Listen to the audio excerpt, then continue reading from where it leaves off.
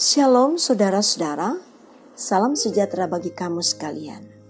Puji Tuhan, dalam kasih dan kemurahannya kita berjumpa kembali dalam hari yang baru ini secara virtual. Bagaimanapun keadaan kita, dimanapun kita berada, satu keyakinan kita, Tuhan bersama dengan kita. Mari siapkan hati, waktu dan tempat untuk bersatu dengan Tuhan dalam renungan pagi edisi Jumat 27 Agustus 2021. Mari kita mulai. Pertolongan kita hanya dalam nama Tuhan, kasih karunia dari Tuhan Yesus Kristus, pengasihan Allah Bapa, dan persekutuan dengan Roh Kudus menyertai kamu sekalian. Amin. Bacaan kita saat ini adalah dari Yohanes 5 ayat 19 sampai ayat yang ke-29. Sebelum membaca, mari mohon hikmat Tuhan dalam Roh Kudus. Mari kita berdoa. Hari baru karunia Tuhan telah menjadi milik kami, di mana kami sungguh menikmati kehidupan baru. Kami hendak mengawali segala kegiatan kami hari ini Bapa, dengan menyatu secara pribadi ataupun dengan keluarga kami, untuk menikmati hadirat Tuhan dalam kebenaran firman. Ya Roh Kudus, buatlah kami mengerti akan titah-titah Tuhan yang akan kami dengarkan. Amin. Yohanes 5 ayat 19 sampai dengan ayat yang ke-29. Kesaksian Yesus tentang dirinya. Maka Yesus menjawab mereka katanya, Aku berkata kepadamu, sesungguhnya anak tidak dapat mengerjakan sesuatu dari dirinya sendiri jikalau tidak ia melihat Bapa mengerjakannya. Sebab apa yang dikerjakan Bapa, itu juga yang dikerjakan anak. Sebab Bapa mengasihi anak, dan ia menunjukkan kepadanya segala sesuatu yang dikerjakannya sendiri. Bahkan ia akan menunjukkan kepadanya pekerjaan-pekerjaan yang lebih besar lagi daripada pekerjaan-pekerjaan itu. Sehingga kamu menjadi heran. Sebab sama seperti Bapa membangkitkan orang-orang mati dan menghidupkannya, demikian juga anak menghidupkan barang siapa yang dikehendakinya. Bapa tidak menghakimi siapapun, melainkan telah menyerahkan penghakiman itu seluruhnya kepada anak. Supaya semua orang menghormati anak, sama seperti mereka menghormati Bapa. Barang siapa tidak menghormati anak, ia juga tidak menghormati Bapa yang mengutus dia. Aku berkata kepadamu, sesungguhnya barang siapa mendengarkan perkataanku dan percaya kepada dia yang mengutus aku, ia mempunyai hidup yang kekal dan tidak turut dihukum. Sebab ia sudah pindah dari dalam maut ke dalam hidup. Aku berkata kepadamu, sesungguhnya saatnya akan tiba dan sudah tiba, bahwa orang-orang mati akan mendengarkan suara Anak Allah, dan mereka yang mendengarkannya akan hidup. Sebab sama seperti Bapa mempunyai hidup dalam dirinya sendiri, demikian juga diberikannya Anak mempunyai hidup dalam dirinya sendiri. Dan ia telah memberikan kuasa kepadanya untuk menghakimi, karena ia adalah anak manusia. Janganlah kamu heran akan hal itu, sebab saatnya akan tiba, bahwa semua orang yang di dalam kuburan akan mendengar suaranya. Dan mereka yang telah berbuat baik akan keluar dan bangkit untuk hidup yang kekal. Tetapi mereka yang telah berbuat jahat akan bangkit untuk dihukum. Demikian firman Tuhan. Amin. Dijawab dengan tenang. Jika seseorang menuduh kita dengan tuduhan yang tidak benar, itu berarti fitnah. Dan tentu kita akan memberi reaksi. Karena memang tidak ada orang yang rela untuk menerima fitnahan. Fitnah lebih kejam daripada pembunuhan.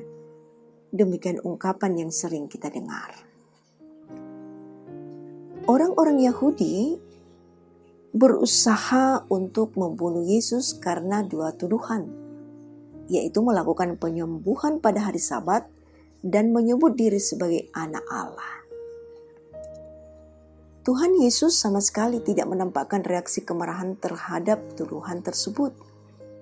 Sebaliknya, Tuhan Yesus menjawab dengan amat tenang. Dia menjelaskan tentang misteri kesatuan Bapa dengan Anak. Karena kesatuan itu, sehingga Anak tidak dapat mengerjakan sesuatu yang tidak berasal dari Bapa.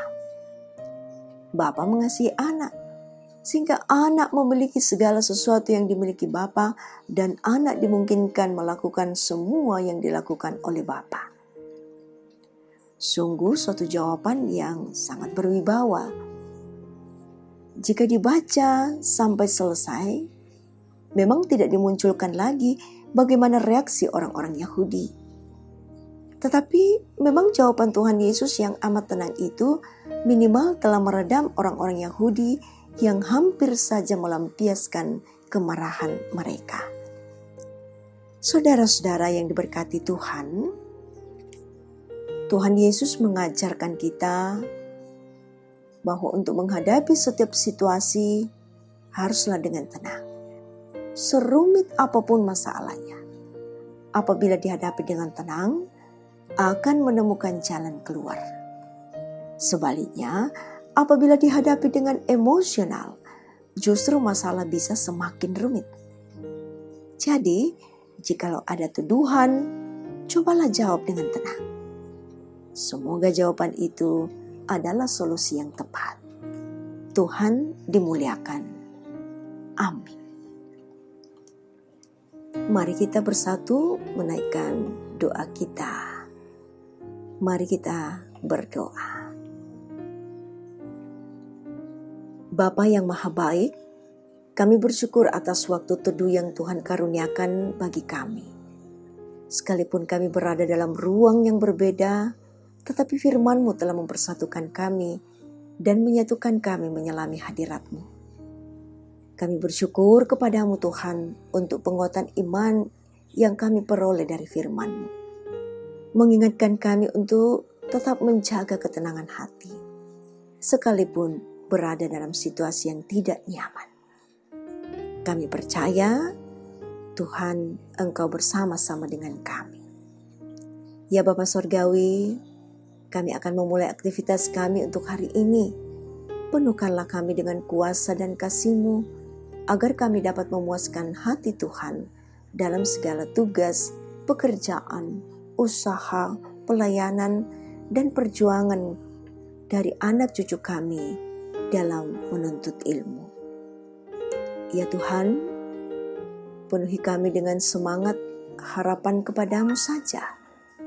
Bagi sahabat-sahabat Tuhan yang sakit, yang terpapar oleh virus COVID-19 dan penyakit-penyakit lainnya, yang dirawat di rumah sakit, dirawat di rumah, ataupun di tempat khusus dalam isolasi mandiri.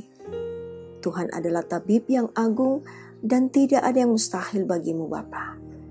Tuhan peduli untuk semua upaya yang dilakukan untuk kesembuhan. Tuhan hibur dan kuatkan hati yang berduka. Tuhan penuhi hati yang gembira kepada para senior kami dalam usia indah karunia Tuhan. Terpujilah Dikau Tuhan atas semua sukacita saudara, anak, cucu, ayah, ibu, oma, opa, dan segenap keluarga kami yang berulang tahun hari ini, dan segala kebahagiaan yang dialami oleh kami sekalian.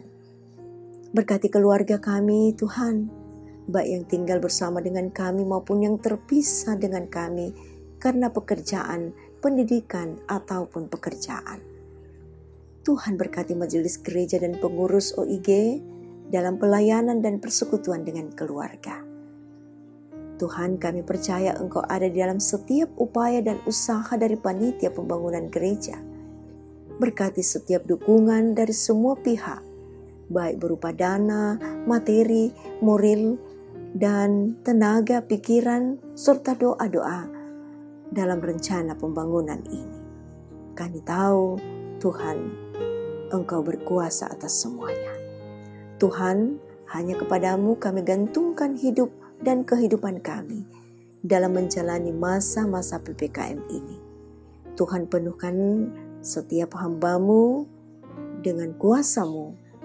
Dan bagi kami yang bersatu dalam renungan pagi, kami percaya kekuatan Tuhan ada pada diri kami. Tuhan, ampunilah dosa kami. Dalam nama Tuhan Yesus kami berdoa. Amin. Saudara-saudara, Tuhan mengutus kita ke dalam kehidupan untuk menjalani aktivitas hari ini. Berjalanlah dalam sukacita dan terimalah berkat Tuhan.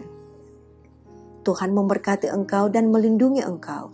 Tuhan menyinari engkau dengan wajah-Nya dan memberi engkau kasih karunia. Tuhan menghadapkan wajah-Nya kepadamu dan memberi engkau damai sejahtera. Amin.